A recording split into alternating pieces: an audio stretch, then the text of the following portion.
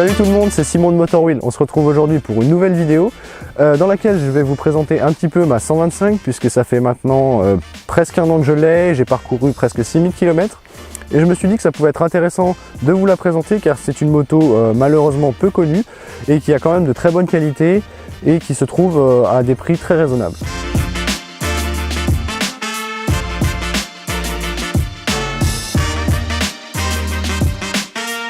Maintenant je vais vous parler un petit peu du style de cette moto qui est un peu particulier. Certains diront qu'elle fait penser un peu à une Ducati Monster avec son cadre tubulaire rouge et son phare rond. Ici on a le modèle Mulassen Café, bon, qui n'a pas grand chose d'un café parce que les cafés racer c'est un peu plus sportif avec des guidons bracelets etc.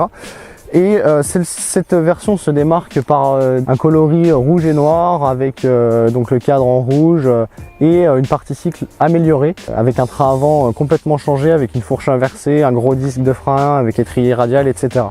Le détail que j'aime pas vraiment sur cette bécane c'est le feu arrière. Je trouve qu'il n'est pas très réussi. Il est assez trop arrondi, je trouve que ça manque un peu de sportivité, même l'arrière qui serait un peu plus remonté, ça pourrait être sympathique. Vous avez peut-être remarqué le support de plaque un petit peu rafistolé. Alors en fait avec un pote on avait fait un support l'écheroux qui a eu un petit problème, donc ce que vous avez vu avant c'était temporaire. On est vraiment sur une 125, pas de très petit gabarit, mais c'est vraiment pas une très grosse 125. On est vraiment sur une 125 qui montre vraiment que c'est une 125. Ça fait beaucoup de 125 dans une phrase. On a des pneus pas très larges si on compare par exemple au KTM Duke qui sont en 150 à l'arrière. Ici on a que du 130 comme sur les MT 125 par exemple. Je trouve ça suffisant et pas non plus trop petit parce qu'il y a vraiment par exemple les Honda CBF et les YBR 125 qui ont des pneus très fins. Alors moi il y a vraiment un truc aussi que je trouve dommage sur cette moto, c'est le tableau de bord qui est selon moi vraiment pas terrible. Malheureusement puisque on a quelque chose de très minimaliste et qui malheureusement a été repris des modèles de 50 cm3, donc du coup il est assez peu qualitatif, assez lent. Voilà, regardez-moi cette lenteur pour afficher le régime moteur et il n'y a aucun décalage entre le son et l'image.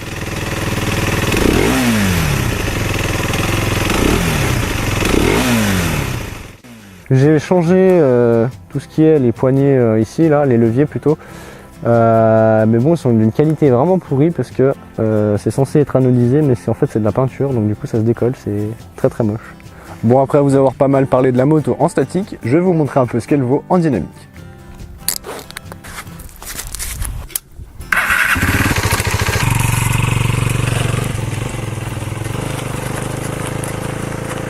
Je voulais vous parler un petit peu du comportement de la bécane en ville.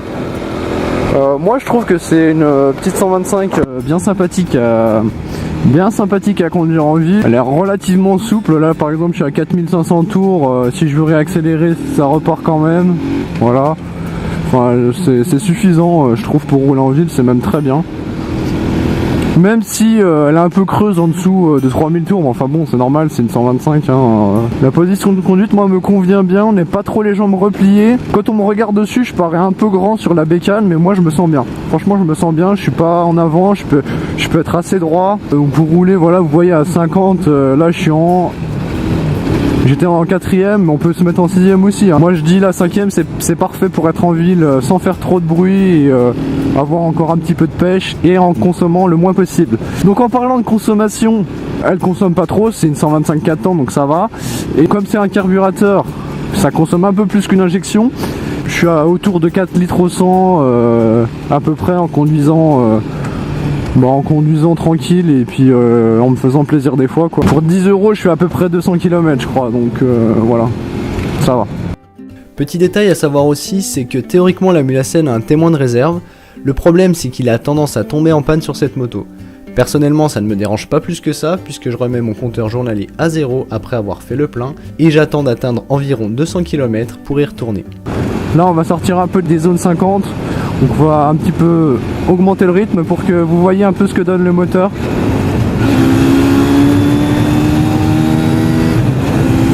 Voilà, on sent qu'il y a quand même un peu de pêche. Elle va très facilement à 90 km/h, il n'y a pas de souci. Après c'est vrai que la 6ème elle commence à s'essouffler un peu quoi. Donc vous voyez que bon, on a un très bon châssis, ça marche très bien.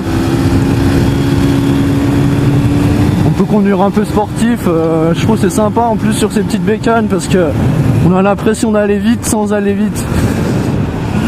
Avec le bruit du moteur qui grimpe, le fait de changer tout le temps les vitesses, c'est assez amusant.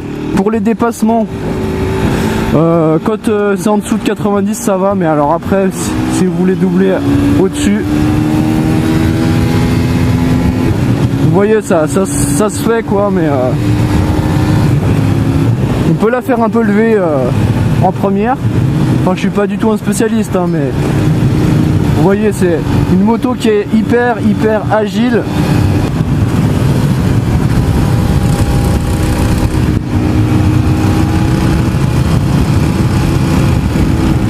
Vous voyez ça accélère assez bien hein. Quand on monte à 10 000 tours ça repart bien. Bah voilà, c'est une accélération de 125 hein. C'est sûr que c'est pas, mais c'est quand même plutôt pas mal. Si on tire bien les rapports, ça marche bien. Au-dessus de 7500 tours, c'est là où c'est vraiment le mieux quoi. Le petit problème du train avant, c'est que comme la moto est assez légère et le train avant assez ferme, quand on a des routes un peu endommagées, on a l'impression que l'avant se balade un peu. C'est une petite sensation un peu désagréable, mais quand on est sur des petites routes en bon état, ça va vraiment bien. Quand on est à 90 compteurs, on est à peu près à 7500 tours, donc bon, on n'a pas l'impression d'être dans le rouge quoi. Quand on veut rouler tranquille, 7500 tours c'est pas mal. Sur voie rapide, j'arrive à rouler à peu près à 110, voire un peu plus si c'est bien plat, qu'il n'y a pas trop de vent. Mais sinon, voilà, elle est assez limitée en termes de vitesse de pointe, mais je trouve que moi je préfère avoir un peu plus de pêche que de la longe que j'utilise pas spécialement. Le frein arrière est très bien pour ralentir la moto, c'est tout quoi. C'est la roue a pas trop de risque de se bloquer. Je sais pas si ça vient que de ma moto, mais je trouve que le frein arrière a un peu un feeling étrange. L'avant ça va très bien. En plus on a les Duritavia dessus, donc on a un feeling assez constant et plutôt agréable. Mais ça freine vraiment bien hein. Mais l'avant c'est marrant parce que quand on fait une grosse accélération on a tendance à délester un peu.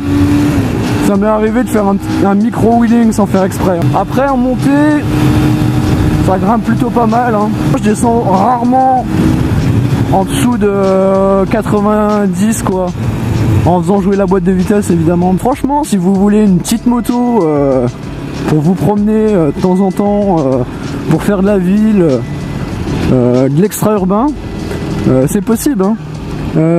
Si vous voulez même voyager, alors c'est pas ce qu'il y a de mieux parce que pour transporter des affaires c'est un peu compliqué. Bon évidemment il y a un petit coffre sous la selle, j'ai un peu de place pour mettre mon gilet jaune et une boîte de tournevis.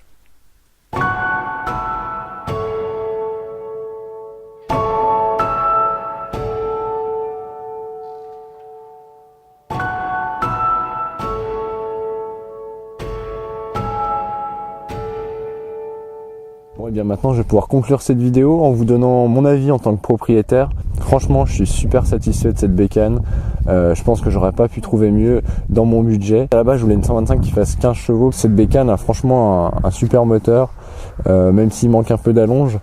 Et le gros plus, c'est surtout qu'il est toujours produit, qu'il est toujours monté sur les Aprilia, et ça c'est un gage de fiabilité et de sécurité si jamais je venais à avoir besoin de pièces détachées, il n'y a pas de problème. En plus de ça, moi je trouve qu'elle a un look qui vieillit hyper bien, on dirait pas qu'elle est de 2008 quand on la regarde comme ça. Si vous aimez bien les Duke 125 et les MT 125, et que vous n'avez pas les moyens, puisqu'on trouve les Duke 125 souvent au-dessus de 2500 € et les MT à partir de 3000 €, et pas forcément avec le meilleur kilométrage. La Mulacén est vraiment, je pense, une bonne alternative, même si voilà, elle n'a pas le même niveau de finition, elle est quand même en dessous, et ça c'est sûr, mais c'est elle qui se rapproche, je pense, le plus pour un budget de moins de 1500 €.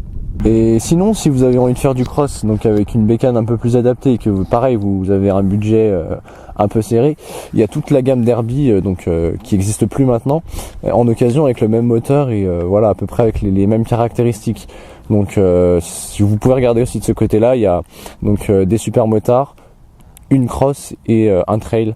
Donc ça peut être intéressant, je pense. Donc voilà, n'hésitez pas à mettre un petit commentaire si vous avez des questions. Vous pouvez aussi me rejoindre sur Instagram et Facebook. Les liens sont dans la description. J'y publie quelques photos, enfin souvent des photos, surtout sur Instagram. Donc voilà, allez, salut et à bientôt sur Motorwheel.